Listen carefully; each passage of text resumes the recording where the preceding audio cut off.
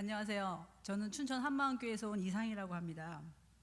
방금 목사님께서 소개해 주셨듯이 목회자 가정에서 3대째 목회자 가정에서 태어났음에도 불구하고 정말 하나님과 부모님을 대적하던 저 같은 안티크리스찬을 불쌍히 여기셔서 은혜를 내려주신 하나님의 은혜가 정말 크고, 그 놀라운 은혜를 여러분과 함께 나누려고 제가 이 자리에 서게 되었습니다.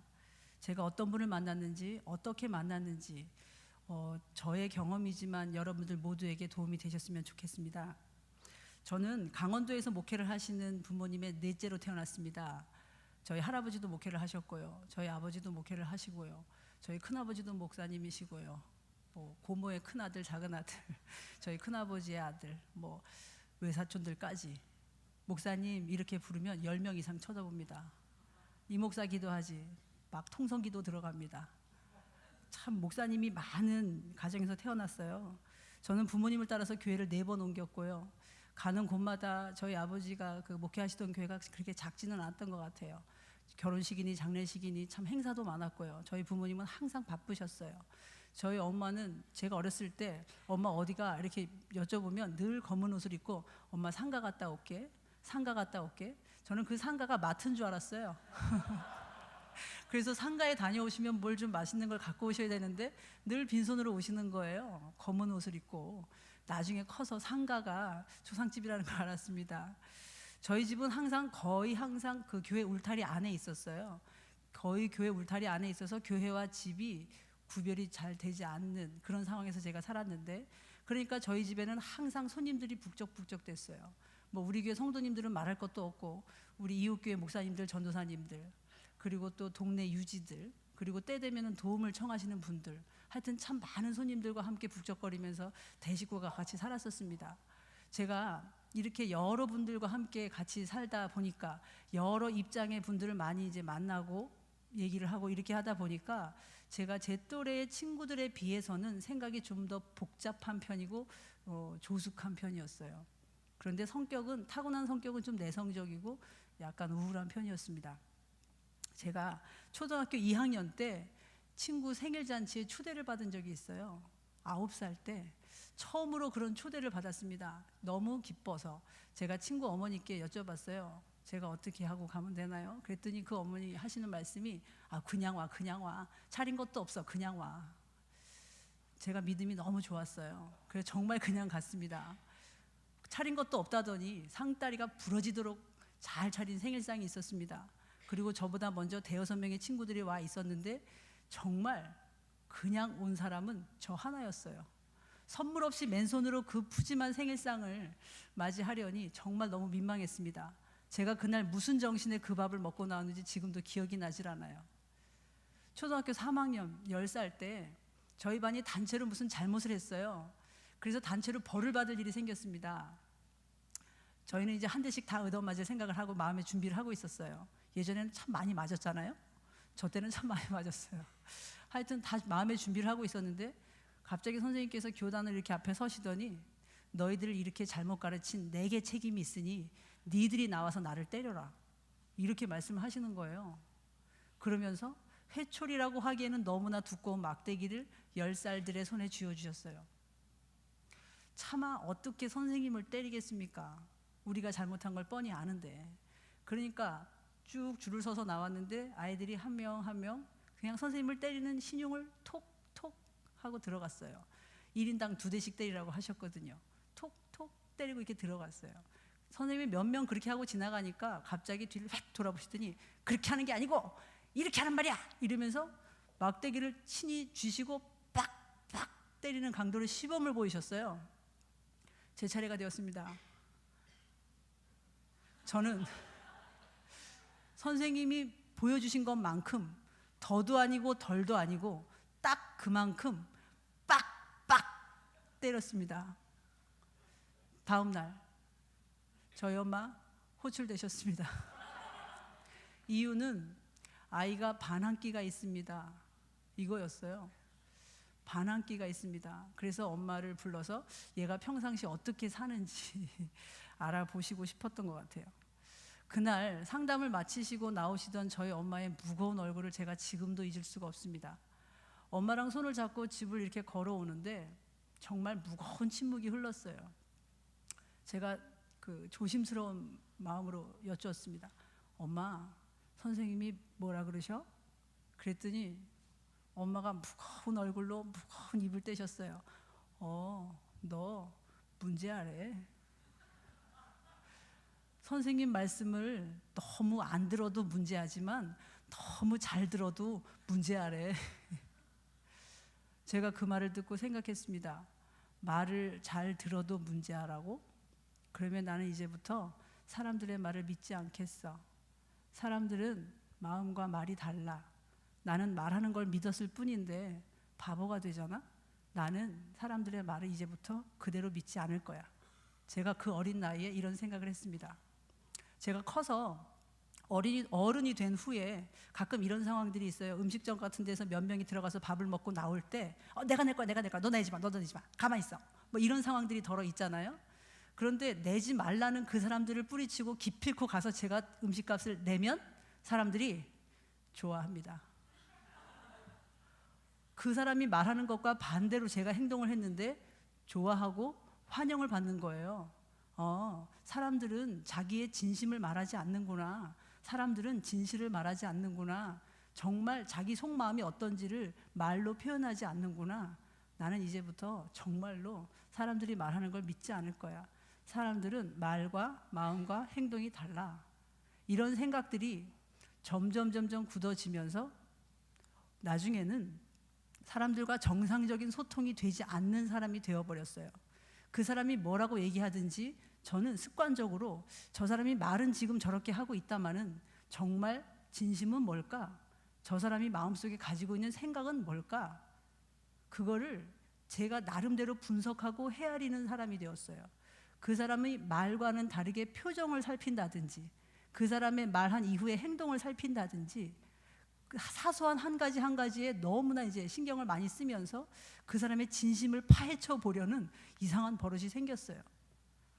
제가 세상 살면서 그리고 교회 생활하면서 알게 된 거 한 가지는요. 사람이 있는 곳에 문제가 있다. 이 사실입니다. 이건 진리는 아니지만 거의 통용되는 일인 것 같아요. 사람이 많은 곳에 문제가 있더라고요. 특히 그냥 아무 일 없이 지낼 때는 별 일이 없는데 어떤 이뤄야 되는 목표가 있는 상황, 반드시 해내야 되는 어떤 상황에서는 반드시 분란이 있어요. 그 연인 간에 연애할 때는 몇 년을 연애해도 별로 싸울 일도 없고 별로 문제가 없잖아요. 그런데 결혼식 날짜 잡고 준비가 들어가기 시작하면 그때부터 싸울 일이 엄청나게 많아지잖아요. 그것처럼 저희 아버지 교회도 정말로 오손도손 잘 지내시던 성도님들이었었는데요. 저희 집안과는 거의 20-30년 이상 같이 그 생활을 하시던 분들이었는데 싸울 일이 전혀 없는 분들이었는데 교회가 한참 부흥하려던 시기에 교회를 건축하면서 문제가 생기기 시작하고 저마다 의견이 다르고 주장이 다르고 그래서 분란이 생기게 되었어요. 그 분란이 얼마나 심각했는지 온 교회가 너무나 힘들어졌고요. 저희 집안, 저희 아버지 비롯해서 저희 가족 모두가 참 마음이 많이 힘들어졌어요. 많이 힘들어졌습니다. 이렇게 힘든 일이 생기니까 하나님 앞에 우리 집이 무슨 죄를 지었나? 이런 생각이 들더라고요. 우리가 뭘 잘못해서 하나님께서 징계를 하시나? 이런 생각이 들었어요. 그래서 하나님 앞에 엎드려서 열심히 회개했습니다. 하나님, 저와 우리 가정이 뭘 잘못한 게 있으면 알게 해주시고 정말 하나님 앞에 돌이키게 해주십시오. 그리고 이 어려움을 좀 거두어 주십시오. 열심히 기도를 했어요. 그런데 이렇게 반성 측면의 생각을 한다는 것은 아직 살만하다는 얘기고요. 이런 어려운 시간들이 좀 더 길어지니까 제 마음에 하나님에 대한 원망이 생기더라고요. 반발이 생겨요. 아니 뭘 그렇게 잘못했다고 이렇게까지 하세요. 이만큼 우리를 힘들게 하셨으면 됐지 뭘 이렇게 자꾸만 혼을 내세요. 이런 반발이 생겼어요. 그런데 이런 원망이나 반발도 아직까지는 하나님과 관련된 생각이고요. 하나님 살아계신다는 걸 전제한 생각이고요. 정말 어려운 시간이 길어지니까 반성도 아니고 원망도 아니고 반발도 아닌 불신이 되더라고요. 혹시 하나님 안 살아계신 거 아니야? 하나님이 살아계시다면 어떻게 이런 일이 있을 수가 있어? 어떻게 이렇게 말도 안 되는 일이 이렇게 오랫동안 있을 수 있지? 이 예배당에 이렇게 일어나는 일들을 하나님께서 지금 보고 계신다는 거야? 보고 계시면 이럴 수는 없지. 하나님은 안 계신 거 아니야? 저는 태어나면서부터 그때까지 한 번도 하나님은 안 계시다는 생각을 해본 적이 없는 사람이었는데, 저희 집안 분위기는 하나님을 믿는 건 너무나 당연한 분위기였고, 교회를 간다는 건 너무나 당연한 걸 넘어서 의무였거든요. 교회를 안 가면 너무나 문제가 되는 집안이었거든요. 그래서 저희 마음속에 한 번도 하나님은 안 살아계실 거야 이런 생각을 해본 적이 없었어요. 그런데 어려운 문제들이 너무나 길게 저에게 이렇게 다가오니까 도저히 이것을 어떻게 이길 방법이 없더라고요. 하나님이 살아계시면 이렇게 어려운 일들이 왜 이렇게 지속되는가? 하나님의 존재에 대해서 제가 의심이 들기 시작했어요. 한 번도 의심해 본 적이 없었는데 의심을 하는 눈으로 보니까 제가 지금까지 지내왔던 모든 것들이 줄줄이 의심이 들었어요. 하나님이 계시지도 않는데 교회는 뭐지? 하나님이 계시지도 않는데 예배는 뭐지? 하나님이 계시지도 않는데 목사님은 뭐고 장로님은 뭐고 성도님은 뭔가? 하나님이 계시지도 않는데 예배는 뭐고 헌금은 뭐고 봉사는 뭔가? 하나님이 계시지도 않는데 지금 누구에게 뭘 보이겠다고 이렇게 하고 있는 건가? 그러고 보니까 이 교회라고 하는 이 공간이, 교회라고 하는 이 무리들이, 혹시 그 동화 벌거벗은 임금님 아시죠? 벌거벗은 임금님을 줄줄이 따라가는 행렬들이 있잖아요. 임금님이 아름다운 옷을 입었다, 이건 마음 착한 사람의 눈에만 보인다, 이렇게 얘기하니까 내가 마음 나쁜 사람으로 오인 받을까 봐 말도 못하고, 그러나 보이지는 않고 서로 물어보지도 않고 대답하지도 않고 그냥 줄줄이 따라가는 사람들의 모임, 혹시 교회라는 곳이 그런 곳은 아닌가? 이런 생각이 들면서 교회라는 곳에 애당초 믿을 만한 진리나 정의는 있었던 걸까? 아무리 봐도 제 눈으로 그때 당시에 하나님이 살아계신 게 그 어디에도 보이지 않았어요. 예배 시간에도 보이지 않았고 성도들을 아무리 봐도 보이지 않았어요. 저 자신의 삶을 돌아볼 때도 하나님이 살아계신 게 도대체 보이질 않았어요. 그렇다면 내가 이 자리에 여기 왜 앉아 있어야 되는가? 계시지도 않는 하나님 앞에 예배한다는 그 예배당에 내가 왜 있어야 되는가? 저는 태어나면서 한 번도 안 나가본 적이 없는 교회를 제 발로 떠났습니다. 아버지는 목회를 하고 계셨는데, 명색이 목사 딸인데 주일날 설교하러 나가시는 아버지 앞에서 보란듯이 떡하니 누워가지고 일어나질 않았어요. 그러니까 설교하러 가시는 아버지가, 야 그래도 네가 목사 딸인데 주일날 예배당에는 가야 되지 않겠니? 제가 설교하러 가시는 아버지 응원은 해드리지는 못하고 그랬습니다. 내가 거길 왜 가야 되는지 나를 좀 설득해 보세요. 저도 가고 싶은데 거기 가서 내가 뭘 하고 있어야 되는지, 무슨 생각을 하고 있어야 되는지 나를 좀 이해를 좀 시켜보세요. 지금 설교를 준비하고 가시는 아버지한테 그 딸이 이런 얘기를 하고 있다는 겁니다. 저희 아버지 너무 기가 막히시니까 그냥 무시하고 나가버리셨어요.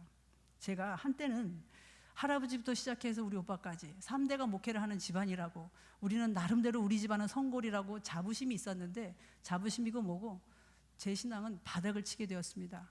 차라리 아예 처음부터 몰랐던 사람, 안 나갔던 사람, 안 믿었던 사람보다도 더 심한 안티 크리스찬이 되어버렸습니다. 안티라는 말이요, 그게 물론 영어겠지만요, 안티, 저는 그렇게 생각해요. 교회 바깥에서 교회에 대해서 비판하는 사람들 많이 있잖아요. 교회 안 다녀보고서 교회를 비판하는 사람들 많이 있어요. 그런 사람들의 비판은 별로 강력하지 않아요. 말을 세게 할지 몰라도 강력하지 않습니다. 왜냐하면 그 안에 어떤 일이 일어나는지 실태를 제대로 알지 못하기 때문이죠. 그런데 정말 그 안에서 모든 것을 함께하고 모든 것을 경험해 본 사람이 마음이 돌아서 가지고 거기를 다시 공격하게 될 때, 그야말로 안에서 모든 걸 알고 있는데 틀 수밖에 없는 사람, 안티지요. 제대로 안티가 되었습니다. 안티. 이 안에서 모든 걸 경험했는데 마음이 돌아서서 공격하는 사람은 그 공격이 굉장히 예리하고 실제적입니다. 구체적이죠. 아니라고 부인할 수가 없죠. 그걸 나도 경험했는데, 그래서 내가 그 안에서 문제를 얘기하는데 틀렸다고 한다면 반론을 제기해봐. 제가 도끼가 가득했습니다. 제 인생에서 많은 비중을 차지하고 있던 신앙이라는 걸 포기하니까요, 그 빈자리가 생각보다 컸습니다. 여러분들께서 보시다시피 제가 외모로 승부할 건 아니지 않습니까? 그래서 이 빈자리를 뭘로 메울까 생각하다가 공부를 하기로 했습니다. 왜 공부를 선택했냐면요, 우리나라에서는 그래도 공부합니다 이러면 모든 흉이 다 가려지거든요. 때가 됐는데 결혼을 못해도 아직 공부가 안 끝나서요. 때가 됐는데 직장을 못 잡아도 아직 공부가 안 끝나서요. 때가 됐는데 여전히 부모님께 손을 벌리고 있어도 아직 공부가 안 끝나서요. 제가 그 허점을 알았습니다. 그래서 저도 공부로 도망을 갔습니다.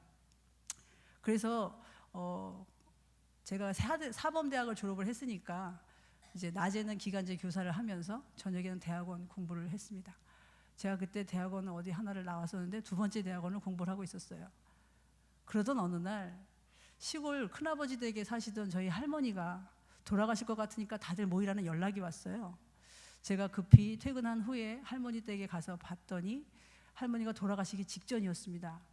저희 할머니가 목부터 명치끝까지가 아주 칼로 베는 것처럼 아프다고 너무너무 고통스러워하고 계셨어요.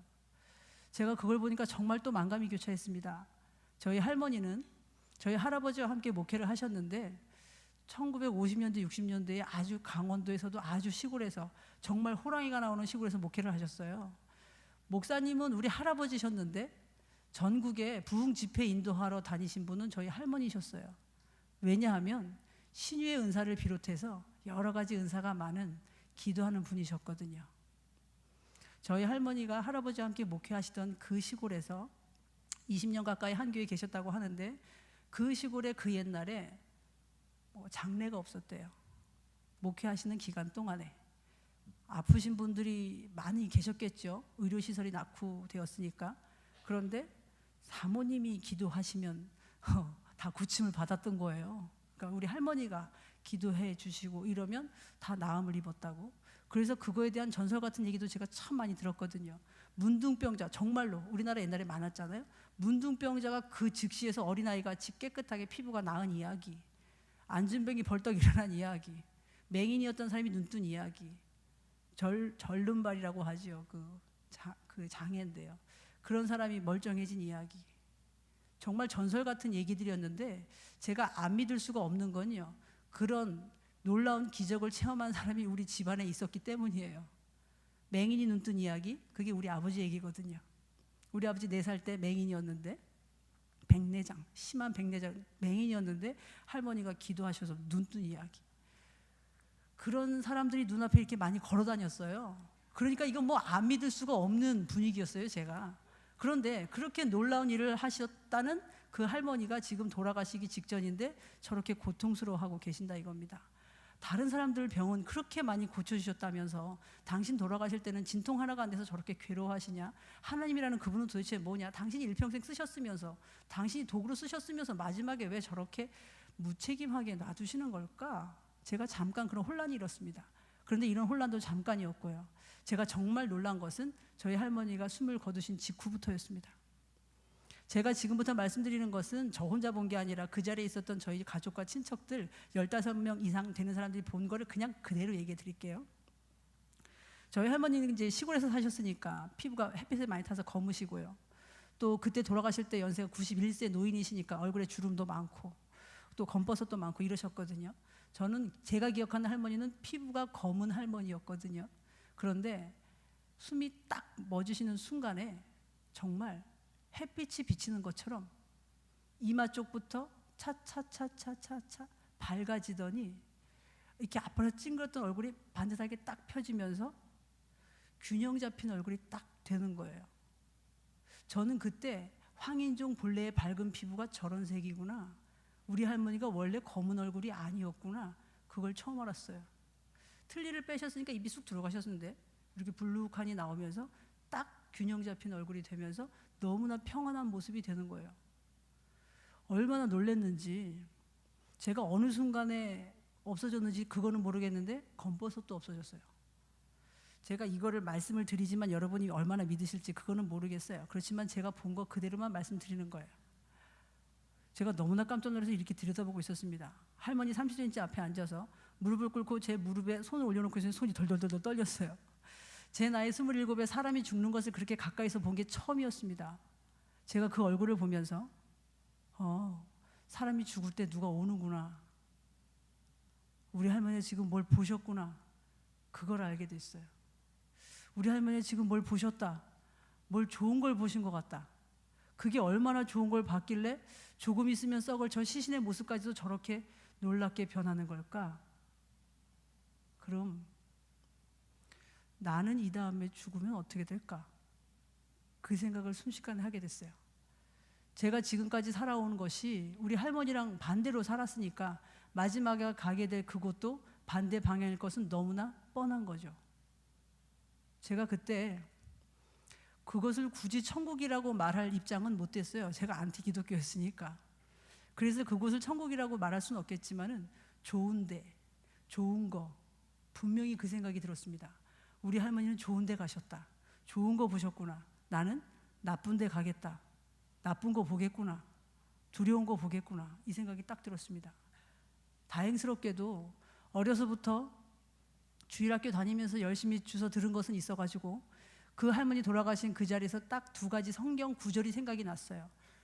너희는 먼저 그의 나라와 의를 구하라. 마태복음 6장에 나와 있는 말씀이었고요. 나로 말미암지 않고는 아버지께로 갈 자가 없다. 예수님을 통하지 않고는 하나님께로 갈 수가 없다. 나중에 찾아보니까 요한복음 14장에 있더라고요. 이 두 가지 말씀이 생각났어요. 너희는 먼저 그 먼저라는 말이 제 마음을 때렸어요. 아, 인생에 먼저 할 일이 있고 나중에 할 일이 있구나. 우선순위라는 게 있구나. 사람이 하고 싶은 일도 많고 할 일도 많지만 그러나 먼저 할 일이 있고 나중에 할 일이 있구나. 먼저 네가 천국에 갈지 지옥에 갈지 결정하고 살아라. 이런 말씀으로 받아들여졌어요. 먼저 제가 순식간에 제가 지금까지 살아온 인생의 우선순위가 뒤죽박죽이 되어 있다는 걸 알게 됐어요. 막말로 제가 죽은 무덤가에 대학원 졸업장을 2장 올려놓으면 어떻고 3장 올려놓으면 어떻습니까? 제가 죽은 무덤가에 돈을 20억 올려놓으면 어떻고 30억 올려놓으면 어떻습니까? 그게 정작 죽은 나하고 무슨 상관이 있습니까? 아무 상관이 없다는 것을 제가 알게 됐어요. 내가 부질없는 것을 잡으려고 쫓아다녔구나. 그걸 순식간에 알게 됐습니다.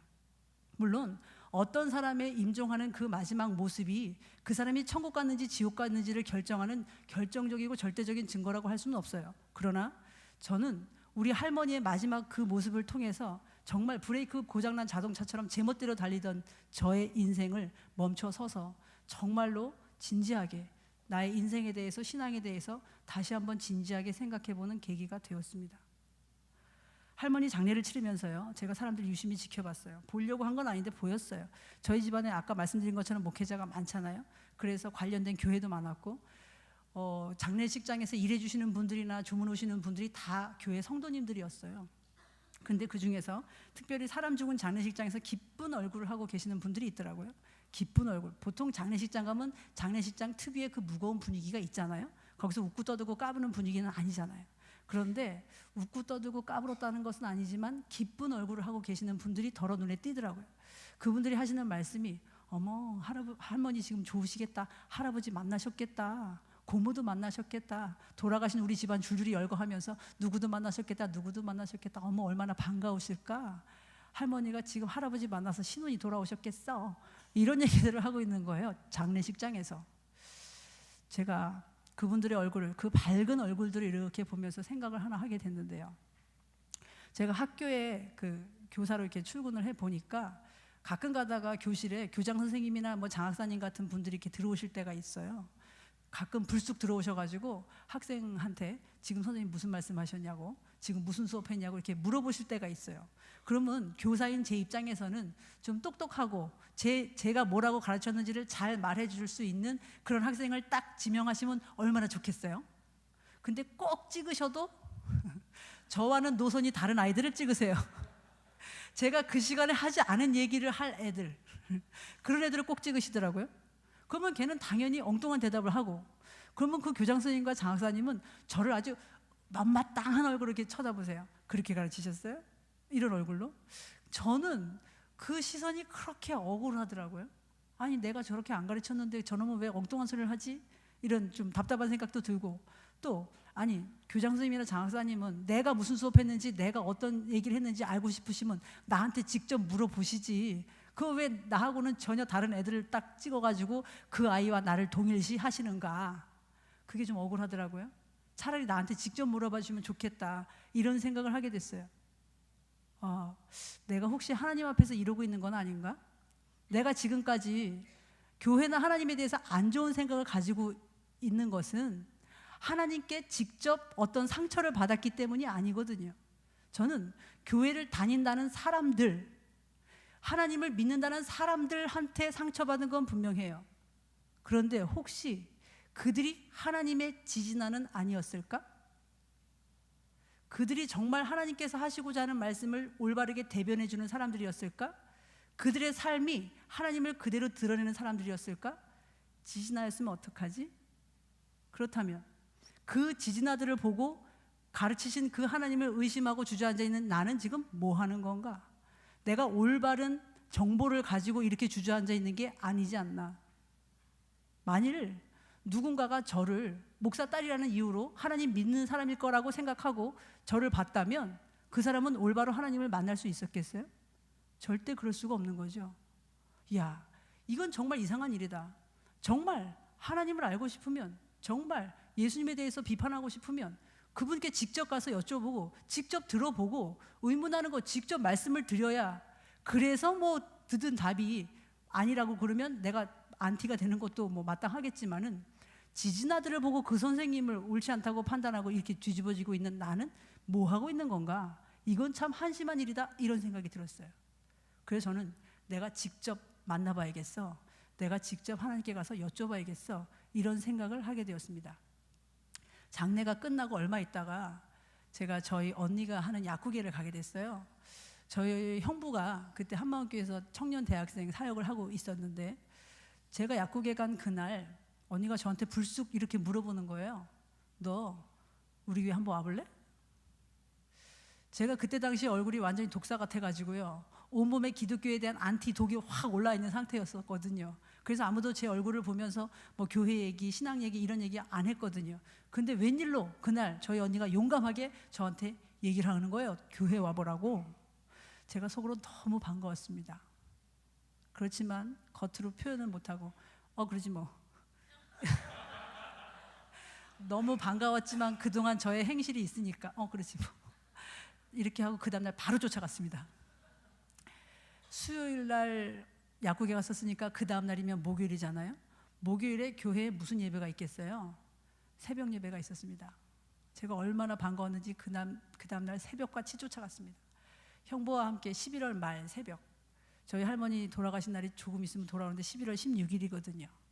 11월 말이면 굉장히 춥잖아요. 새벽 4시 반이면 깜깜하고요. 서울도 춥고 깜깜하지만 춘천은 더합니다. 주일날 일부 대예배도 안 가던 저 같은 사람이 11월 말 한참 추운 겨울 새벽에 누가 깨운 것도 아닌데 벌떡벌떡 일어나서 새벽 예배를 하루도 빠지지 않고 다녔습니다. 왜냐하면 지옥의 두려움 때문에요. 저를 일으켜 세운 거는 알람이 아니고요, 우리 할머니 돌아가시던 그 얼굴이었어요. 할머니 얼굴은 눈앞에서 어른어른거리지, 나는 한 발 한 발 하루하루 사는 것이 지옥에 더 가까이 가는 것 같으니까 이게 등을 딱 붙이고 누워 있을 수가 없는 거예요. 바로바로 떨어지더라고요. 교회에 갔더니 그 교회 강대상에, 이 강단에 칠판이 있었어요. 칠판에 목사님이 그림을 그리면서 설교를 하셨어요. 우리 목사님이 교사 출신 목사님이시라 칠판을 좋아하셔요.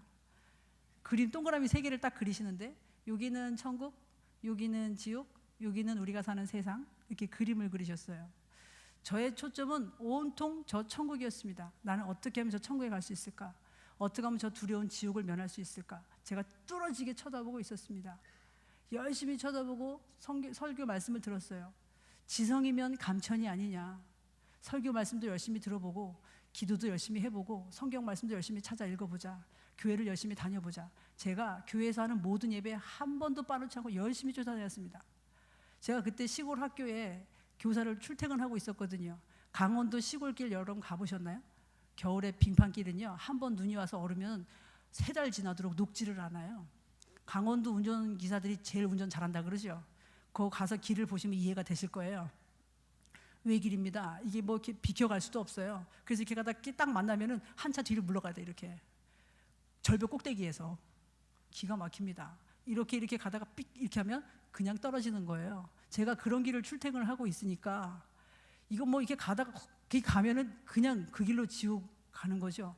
제가 하루하루가 얼마나 마음이 타들어가는지 정말로 여러분 경험해 보시면 이게 그냥 웃을 수만 없는 일이에요.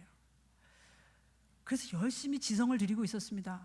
감천하실 때까지 지성을 드리리라. 열심히 뭔가를 하는 마음으로 열심히 하고 있는데, 어느 날 이번에 용감한 제 동생이 또 나타났어요. 우리 자매들은 왜 이렇게 용감한지 모르겠어요. 우리 동생이 나타나서 그 열심히 교회 생활을 하고 있는 저한테 나타나서 이렇게 질문을 하는 거예요. 언니는 하나님이 살아계신다는 게 정말 믿어지나? 이렇게 열심히 하고 있는 저한테 믿어지니까 이러고 있지, 내가 괜히 이러고 있겠니? 이렇게 대답을 해야 되는데 제가 정말 할 말을 잃었어요. 정말 믿어지나? 나는 믿으려고 애쓰는 거는 분명해요. 근데 믿어지나? 그렇진 않았거든요. 믿는다 이러면 어떻게 믿어? 증거는 뭔데? 이렇게 물어볼 것만 같더라고요. 그래서 정말로 할 말이 없어서, 그래서 기도하는 거 아니야. 제가 그렇게 대답해 놓고는 제가 깜짝 놀랐어요. 나는 그래도 명색이 27년 차 목사 딸이고 모태신앙인데, 나는 하나님이 살아계신지 그것조차도 확실치 않아서 새벽부터 쫓아다니면서 열심히 기도하고 있는 사람인 거예요. 제 신앙의 실상을 정확히 보게 된 거죠. 근본이 허당인 거예요. 하나님이 살아계신지도 확실하게 믿어지지 않아서 지금 이러고 있다? 내 인생에 이런 모순이 없는 거예요. 그때부터 제가 하나님 앞에 기도가 적나라해지고 솔직해졌어요. 정말 간절한 기도가 되었어요. 목사 딸 27년 차면은 나름 기도가 유창하잖아요. 천지 만물을 지으시고 인간의 생사 화복을 주관하시는 하나님 아버지, 하나님을 부르는 그 수식어만 해도 두세 줄 되잖아요. 그런 걸 다 걷어치웠습니다. 그게 무슨 소용이란 말인가? 하나님 살아계신 것조차도 제대로 확증되지 못한 사람이 무슨 천지 만물을 창조하시고 생사 화복을 주관하시는 믿지도 않는 얘기를 왜 늘어놓고 있느냐, 이런 생각이 들더라고요. 다 내려놨습니다. 제가 그때 하나님 앞에 이렇게 기도했어요. 하나님, 저는 하나님이 살아계신 걸 모르겠습니다. 천지 만물을 보니 조물주는 있는 것 같습니다. 그런데 그 조물주의 이름이 왜 하나님이어야 합니까? 제가 지금 하나님이라고 부르는 것은 어렸을 때부터 그렇게 교육받았기 때문입니다. 정말 하나님 살아계시면 정말 살아계신 것을 저에게 꼭 좀 가르쳐 주시고 제가 죽어서 천국 가게 해주세요. 예수님 만날 때까지만 살려주세요. 정말 이 기도 같지도 않은 것을 다 앉아서 기도하는 그 자리에 저는 바닥에 내려와서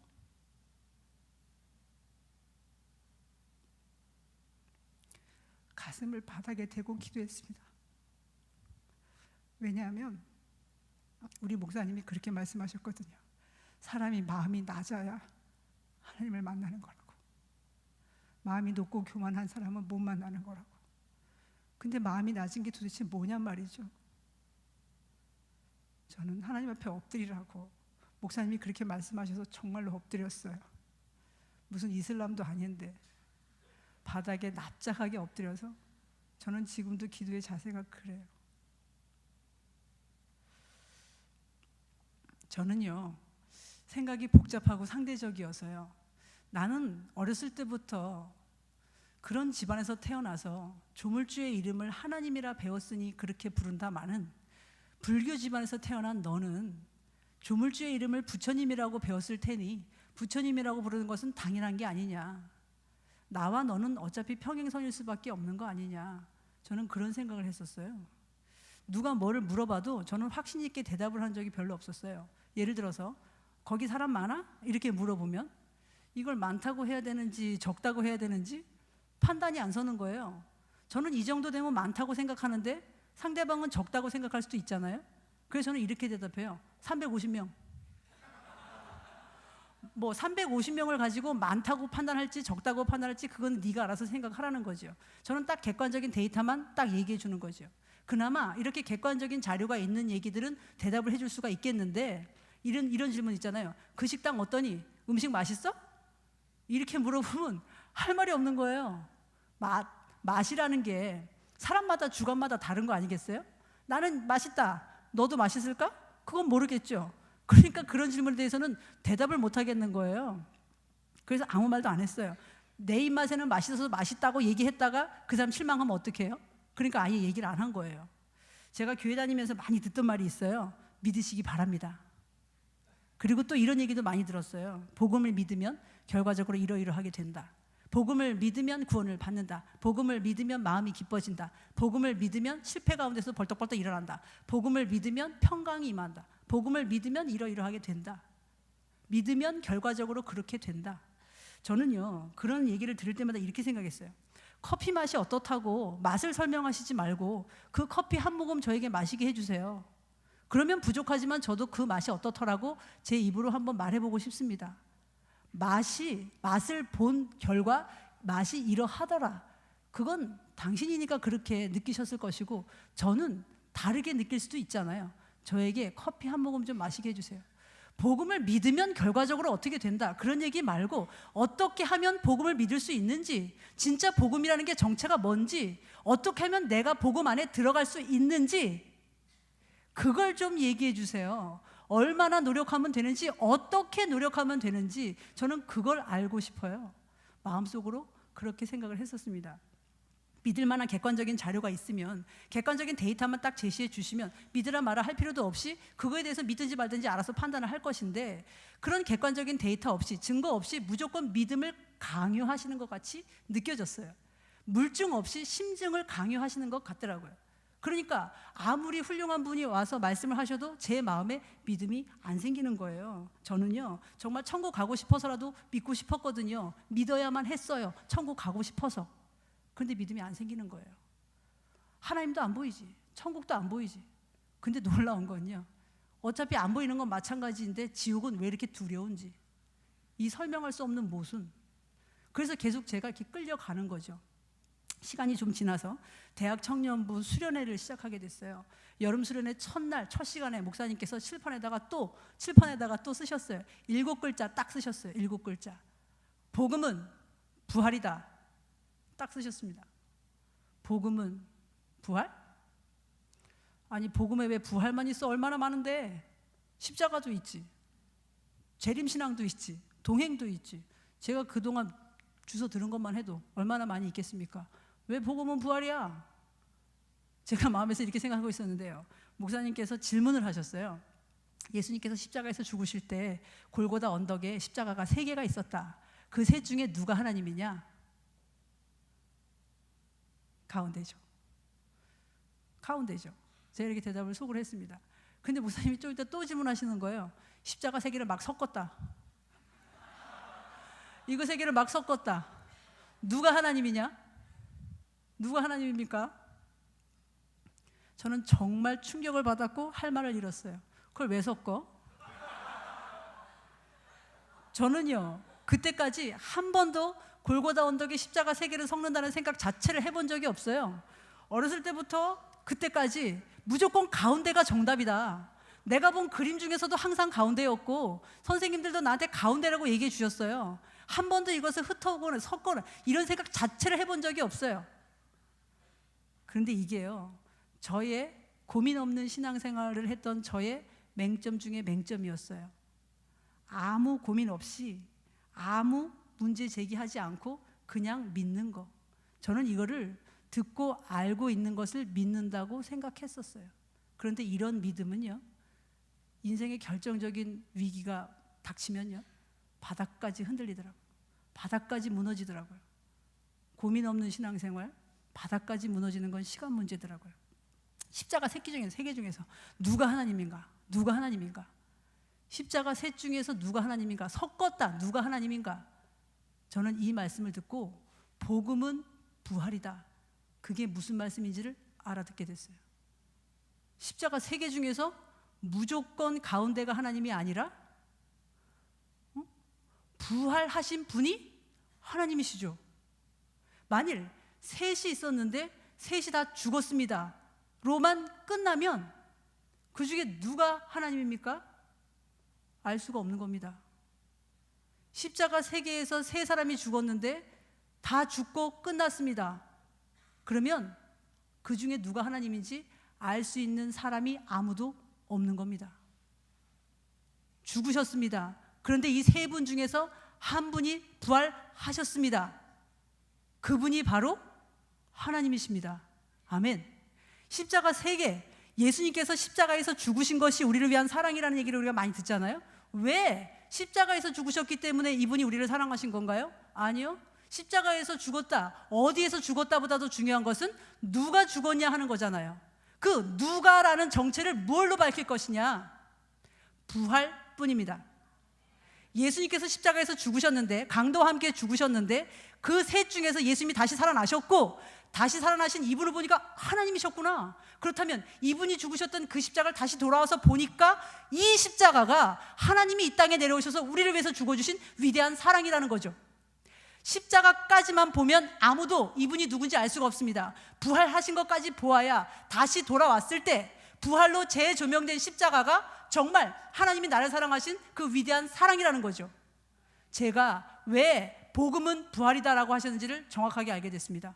마음속에 이런 생각이 들었어요. 그럼 정말 부활이 사실이란 말이야? 부활이 진짜란 말이야? 제가 가슴이 뛰었습니다. 저는 부활 물론 믿었습니다. 교회 안에서는, 교회 안에 있는 신화처럼 믿었습니다. 제가 27이었으니까 부활절 행사를 27번 했겠죠. 부활절마다 새끼란 엄청나게 만들어 댔겠죠.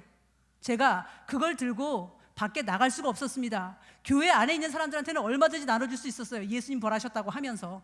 그러나 이 사실을 들고 밖에를 나갈 수가 없었습니다. 누가 믿어주겠어요? 이 황당한 사실을. 이게 진짜 있었던 일이라는 거야? 저는 그걸 인정하지 못했었거든요. 진짜 우리나라에 88 올림픽이 있었습니다. 2002 월드컵 있었습니다. 부활 있었습니다. 똑같이 그런 역사적인 사실이라는 것을 제가 알지를 못했던 거예요. 저는 성경에만 써 있는 얘기인 줄 알았어요, 부활이. 그래서 다른 종교라든지 다른 사람들한테는, 교회 바깥에 있는 세상 사람들한테는 예수님 부활했다는 얘기를 하면은 왕따 당하는 게 당연한 건 줄 알았어요. 있지도 않은 얘기를 얘기하니까, 믿으라고 하니까. 그런데 우리가 밖에 나가서 우리나라에 2002년에 월드컵 있었다, 그거를 우리나라 사람뿐만 아니라 외국 사람한테까지 가서 얘기할 수 있잖아요. 왜냐하면 그런 일이 있었으니까. 아프리카 어디 가서도 얘기할 수 있잖아요. 그런 일이 사실이니까. 부활? 교회 안에 있는 사람한테만 얘기하는 게 아니라 교회 바깥에 있는 사람한테 당연히 얘기할 수 있는 거죠. 왜? 실제로 있었으니까. 제가 너무나 마음이 뛰었어요. 이게 사기가 아니란 말이야? 우리들만의 신화가 아니란 말이야? 진짜 있었다는 말이야? 그렇다면 우리 아버지 직업이 진짜란 말이야? 솔직히 말해서 저는 우리 아버지가 목사님이 아니고 선생님이었으면 얼마나 좋을까. 어렸을 때부터 그렇게 생각했거든요. 왠지 목사님이라고 하는 직업은 국어, 영어, 수학 그렇게 객관적인 사실을 가르치는 것보다 조금 더 사기성이 있다고 제 마음에 그런 생각을 했던 것 같아요. 그래서 떳떳하지 못했고 자랑스럽지 않았어요. 우리 아버지 목사님이다, 그 얘기가 별로 자랑스럽지 않았어요. 저한테 목회자 자녀로서의 높은 도덕성을 요구하기 때문에 자랑스럽지 않은 게 아니고, 목사님이라는 직업은 그 다루는 텍스트 자체가 좀 사기성이 있어. 제가 마음에 그런 생각을 했던 거예요. 객관적인 사실이라는 걸 몰랐으니까. 교회 안에서만 기독교인들이라고 하는 사람들한테만 통하는 얘기인 줄 알았으니까. 그런데 이게 그렇지 않았던 거예요. 저는 객관적인 사실을 통해서 하나님을 믿는다는 생각 자체를 해본 적이 없어요. 저는 하나님을 믿는 데 있어서는 사람마다 저마다 경로가 다르다고 생각했거든요. 어떤 사람은 병 고침을 통해서 믿고, 어떤 사람은 방언 체험에서 믿고, 어떤 사람은 신기한 어떤 은사를 체험해서 믿고, 어떤 사람은 성경 연구를 드립다 해갖고 믿고. 그러니까 저마다 믿는 경로가 다르다. 그러니까 나는 이러이러해서 믿는다마는 너도 과연 이렇게 해서 믿을 수 있을까? 이런 생각이 항상 있었던 거예요. 나는 어려서부터 이렇게 세뇌돼서 믿는다마는 너도 과연 믿을 수 있을까? 그러니까 제가 밖에 나가서 전도를 할 수가 없었던 거죠. 그 사기를 누구한테 치겠습니까? 절대 진리가 아닌 걸 누구한테 강요를 하겠습니까? 제가 싫어했던 말이 믿으시기 바랍니다인데 누구한테 이 근거도 없이 믿으시기 바란다고 얘기를 하겠어요? 제가 제 주변의 사람들한테 칭찬받은 거 한 가지가 딱 있었어요. 너는 목사 딸 냄새가 안 나서 좋아. 정말 하나님 앞에서 너무나 부끄러운 얘기인데 목사 딸 냄새를 어떻게 냅니까? 내가 그 사실을 인정하지 못하겠는데. 왜냐하면 예수님의 부활이 그들만의 신화인 줄 알았던 거예요. 그런데 이게 그들만의 신화, 우리만의 신화가 아니라 하나님께서 모든 사람에게 믿을 만한 증거로 주신 객관적인 물증이라는 사실이었어요. 예수님의 부활은 역사의 사실이었어요. 제가 이걸 알고 너무나 쾌재를 불렀습니다. 지금까지 왜 교회 다니면은 전도를 하라는 푸시를 좀 많이 받잖아요. 그런 얘기를 직접적으로 듣거나 안 듣거나 간에 하여튼 무거운 마음이 생기잖아요. 이런 간증 집회 한번 하고 나면 마음이 무거워지잖아요. 저도 그렇게 눌리는 마음이 있었거든요. 그런데 밖에 나가지를 못하겠네요. 진퇴양난이에요. 목사님은 푸시하시지, 앞에서는 안 믿는다 하지, 나는 중간에 끼었어요. 항상 문틈에 끼어서 살았거든요. 정말 이 문틈에 끼어서 사는 게요, 차라리 아니든지 바뀌든지 하나 결정하면 편한데 중간에 끼어서 사는 게 얼마나 힘든지 몰라요. 그런데 제가 드디어 물증을 찾았습니다. 제가 이걸 들고 밖에 나가서 드디어 얘기할 수도 있겠구나. 나는 이러이러한 경로로 믿는다마는 너는 어떻게 될지 그건 나도 모르겠다. 이게 아니고 하나님께서 나에게나 너에게나 누구에게나 다 상관없이 믿을 만한 증거를 주셨다. 내가 예수님의 부활을 너에게 얘기했는데 믿지 않는다면 믿지 않는 네 생각 구조에 문제가 있는 것이지 부활하신 예수님 이 사실은 변함이 없다. 이거에 너무 큰 확신이 생기는 거예요. 그때부터 사람들의 결과가 어떠하든지 사람들의 반응이 어떠하든지 제가 담대하게 예수님의 부활하심을 증거하게 되었어요. 그 사람이 그 복음을 전할 때 표정을 보면은 정말 저 사람이 큰 확신 가운데 하고 있는지 마지못해 하고 있는지 몇 명 달성할 목표를 두고 하고 있는지 그게 눈에 보이잖아요. 저는요 어떤 사람이 내가 전도하는 것으로 몇 명 우리 교회에 안착했습니다 말할 수는 없지만 분명한 것은 제 마음에 큰 확신으로 전했다는 겁니다. 놀라운 거는요 사람들이요 내가 복음을 전할 때 척척 믿습니다 이렇게 하면 신나서 더 하게 되고 이러잖아요. 근데 더 놀라운 거는 아무도 안 믿어주는데도 계속 얘기하게 된다는 거죠. 왜냐하면 사실이니까. 믿거나 안 믿거나 이건 너무나 분명한 사실이니까. 예수님이 부활하신 게 사실인 것처럼 믿지 않는 네가 지옥 가는 것도 사실이니까. 정말 하나님 앞에 눈물로 이 사람들의 이름을 부르지 않을 수가 없어요. 근데 정말 유유상종인가 봐요. 하나님께서는 제가 지독하게 안티로 살았으니까 제가 만나는 사람들도 또 지독한 사람들만 제 주변에 붙여주셨어요. 저는 지금도 기도하고 있습니다. 하나님께서 반드시 불러주실 것을 믿습니다. 저는 제 감정을 믿지 않아요. 저는 저 자신도 믿지 않고요. 왜냐면요 부흥회 때 눈물 많이 쏟아봤잖아요. 돌아서면 냉랭해지죠. 그런 게 한두 번도 아니잖아요. 감정 아무리 뭐 내가 눈물 아니라 그걸 뭐 어떤 거 했다 할지라도 돌아서면 그냥 말짱 꽝입니다. 결단 엄청나게 많이 해봤어요. 하나님 오늘부터 이렇게 하겠습니다. 제가 올해부터 이렇게 하겠습니다. 결단 아무리 많이 해도 작심삼일 넘기지를 못해요. 그러니까 저는 제 자신을 믿을 수가 없는 거예요. 그래서 저는 늘 그게 의문이었어요. 내가 과연 예수님의 제자들처럼 내 목에 칼이 들어와도 예수님을 믿는 그 믿음을 변치 않는다고 말할 수 있을까? 내가 정말 저 사람들처럼 목숨 걸고 정말 예수님을 믿는 믿음을 가질 수 있을까? 저는 포기했거든요. 이건 불가능한 일이었어요.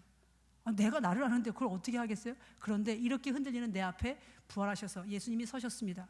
하나님이신 예수님이 내 앞에 서셨습니다. 내가 이것을 아니라고 부인할 이유가 없는 겁니다. 내 감정이 흔들리고 내 생각과 내 느낌이 흔들릴지는 몰라도 부활하신 예수님 부활 사건은 이미 일어난 기정사실이니까 제 믿음이 흔들릴 이유가 없는 겁니다. 오늘 날씨가 맑아도 성경은 사실이고 오늘 날씨가 흐려도 성경은 사실인 것처럼 오늘 내 마음이 기뻐도 예수님은 살아계신 하나님이시고 오늘 내 마음이 슬퍼도 예수님은 살아계신 하나님이십니다. 예수님이 제 앞에 서 계신 것처럼 너무나 확실하고 생생하니까요. 성경 말씀이 예전에는 잠잘라고 보던 성경 말씀이 너무나 분명하고 선명하게 예수님이 이렇게 걸어 나가시는 것 같더라고요. 성경책을 펴면 예전에는 그냥 남의 나라 먼 나라 이런 이야기들처럼 들리던 막연한 얘기들이 이제 예수님이 살아서 걸어 다니시는 것 같아요. 사복음서 펴보면 어느 날 제가 요한복음을 보게 됐습니다. 요한복음 8장에 가늠하다가 현장에서 붙잡힌 여자의 얘기가 나와요. 저는 이렇게 예수님이 누구를 만나셨다 이런 얘기를 보면은 항상 초점이 예수님이 아니라 그 사람에게 초점이 가 있었어요. 이 사람은 어떻게 해서 예수님께 은혜를 입었을까? 이 사람은 예수님께 뭘 잘 보여서 예수님께 이렇게 뽑힘을 받았을까? 이런 생각이 있었거든요. 왜냐하면 저도 예수님 만나고 싶으니까요. 저도 그 사람이 했던 것처럼 그런 조건을 만족시키면 혹시 이분이 만나주실까 해서 저는 그런 얘기가 나오면 사람한테 집중해서 봤었어요. 그런데 그날 요한복음 8장에 가늠한 여자 이야기를 보는데 이 여자가 예수님께 뭘 잘 보여서 예수님한테 이런 은혜를 받았을까 유심히 보게 됐어요. 놀랍게도 이유는 이 여자에게 있었던 게 아니라 예수님께 있었어요. 이 여자가 뭘 잘해서 예수님한테 뽑힌 게 아니고 예수님은 그런 여자까지도 용납하시는 마음이, 사랑이 가득한 분이셨던 거예요. 제가 드디어 예수님의 그 마음을 보게 됐습니다. 문득 이런 예수님 앞에, 이 여자 옆에 내가 서 있었다면 예수님은 나에게 뭐라고 하실까? 이 여자 옆에 내가 서 있었다면 예수님은 뭐라고 하실까? 저는 마음이 악하고 강팍한 사람이어서 나 같은 사람은 예수님이 쳐다도 안 보고 그냥 지나가시는 줄 알았어요. 지은 죄가 많아서. 가늠한 여자는 행실은 더러웠어도 속은 깨끗했을 거야. 그러나 나는 겉은 번지르르하게 보여도 속이 더럽잖아. 나 같은 사람은 안 만나주실 거야. 저는 정말 그 생각이 강했거든요. 그런데 예수님의 마음씨가 그런 분이라면, 이러한 여자까지도 그냥 용납해 주실 수 있고 사랑해 주실 수 있는 그런 분이라면, 이 여자가 마음씨가 착했으면, 마음이 깨끗했으면 그 짓하고 거기서 잡혔겠어요? 나나 그 여자나 다를 게 없지 않겠어요? 그런데 이 여자를 하는 예수님께서 합격이라고 받아주셨다면 나에게는 뭐라고 하실까? 나도 사랑받겠구나. 나도 용서받겠구나. 제가 그 생각을 하게 됐습니다.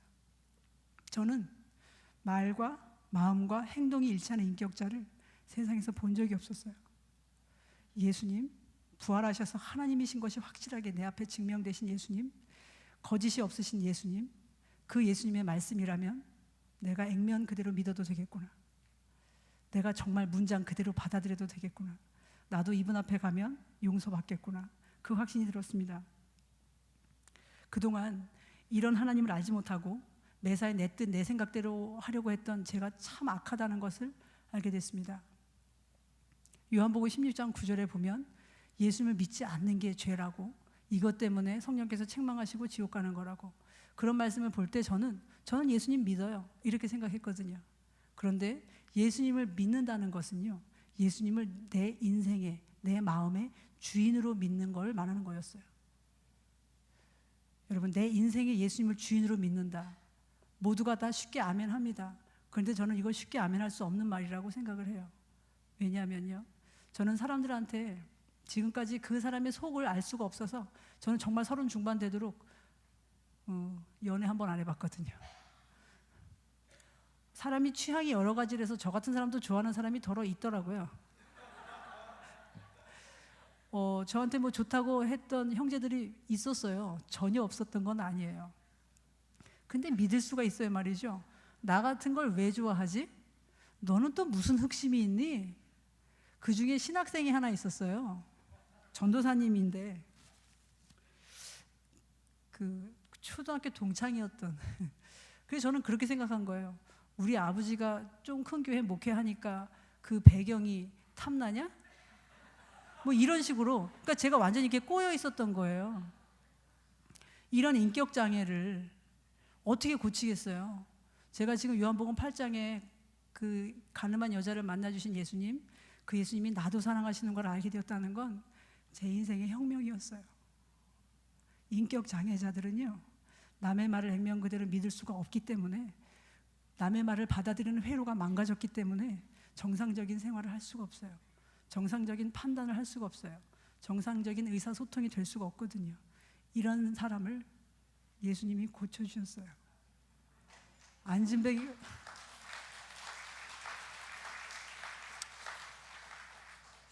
안진뱅이가 일어나는 것도 대단히 놀라운 기적이죠.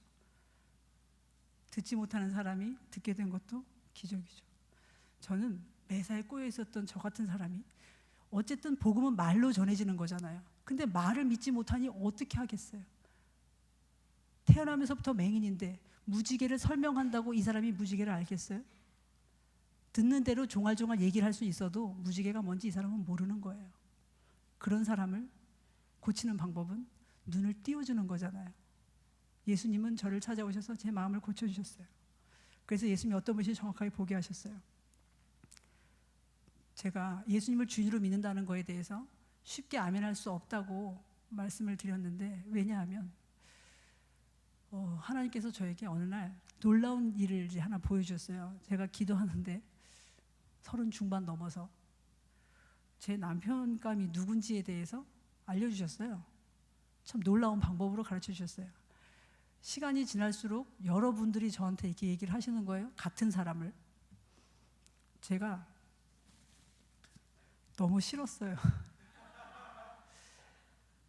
내가 평소 생각했던 그런 게 아닌 거예요. 그런데 시간이 지날수록 이 사람이다, 이게 하나님의 뜻이다가 너무나 분명해지는 거예요. 그런데 제 마음이 싫은 거죠. 그래서 누군지는 알겠지만 미루고 1년 반을 버티고 있었어요. 이게 남의 얘기할 때는 참 쉬운 얘기인데요, 내 얘기할 때 그 참 어려워지더라고요. 야, 너는 하나님의 뜻에 순종해야지. 네가 사나 죽으나 주님의 것인데 네 뜻대로 하면 되겠니? 저도 남의 일이라면 그렇게 쉽게 얘기했을 것 같아요. 근데 여자가 결혼을 한다는 건 남은 인생 올인이잖아요. 1박 2일 하고 물릴 수도 없잖아요. 그러니까 정말 인생을 거는 거예요. 주님, 제가 뭘 믿고 가겠습니까? 제가 기도를 했어요. 하나님께서 사람을 믿고 가는 게 아니라 나를 믿고 가는 것이다. 예수님을 믿고 가는 것이다. 예수님의 선택을 믿으라고 하는 거죠. 그러니까 예수를 믿는다고 하는 것은 이분이 정말 나의 주인이시고 나를 정말 사랑하셔서 내 인생을 최고 최선으로 인도해 주신다는 확신이 없이는 아멘이 안 되더라고요. 우리가 내가 허용할 수 있는 범위, 내가 소화할 수 있는 범위까지는 예수님이 주인이십니다 할 수 있어요. 그런데 그걸 넘어가면 이것만큼은 제 뜻대로 하고 싶습니다, 이렇게 얘기가 나가는 거죠. 저도 나름대로 저의 기준이 있잖아요. 제가 하고 싶은 뜻이 있잖아요. 결혼, 배우자, 그러면 생각하고 있는 기준들이 이렇게 있잖아요. 1, 2, 3, 4, 5 있잖아요. 하나도 안 맞아요. 그런데 그거를 하나님의 뜻이니까 아멘하라. 그냥 이론으로 아멘하고 기도 시간에만 아멘하고 그냥 끝나는 일이면 쉽게 하겠는데 이건 내 삶으로 나와야 되는 거잖아요.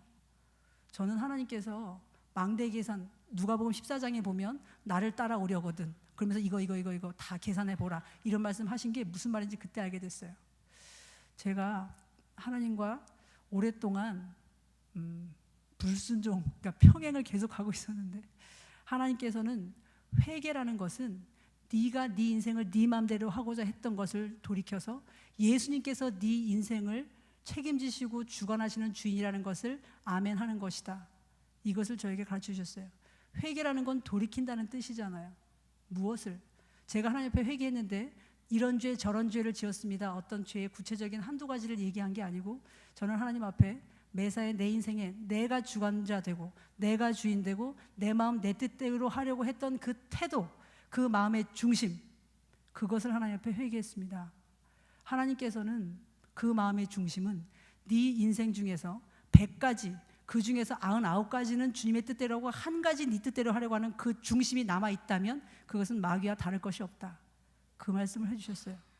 저는요, 싫었지만 하나님께서 말씀해 주신 거니까 거역하기가 두렵잖아요. 그래서 결혼을 했습니다. 100가지가 안 맞는 사람하고 결혼을 했는데요, 지금은요 100가지가 맞는 사람하고 결혼했으면 큰일 날 뻔했다, 제가 그 생각을 합니다. 정말 제가 생각했던 기준과 맞는 게 하나도 없는데 지금 너무 좋아요. 그 얘기는 나도 나를 모른다는 얘기죠. 어르신들이 보는 눈하고 젊은 사람들이 보는 눈이 다르다, 그런 얘기 하잖아요. 하물며 하나님께서 보시는 눈하고 제가 보는 눈 어떻게 비교를 할 수가 있겠어요. 무조건 하나님 뜻대로 하는 게 최고입니다.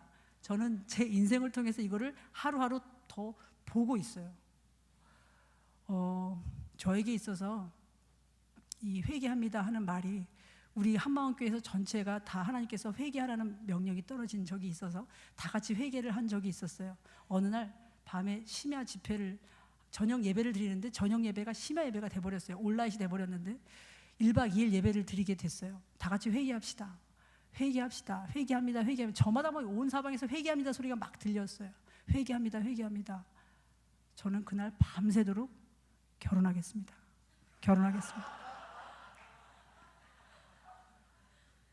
저는 이걸 울면서 얘기했습니다.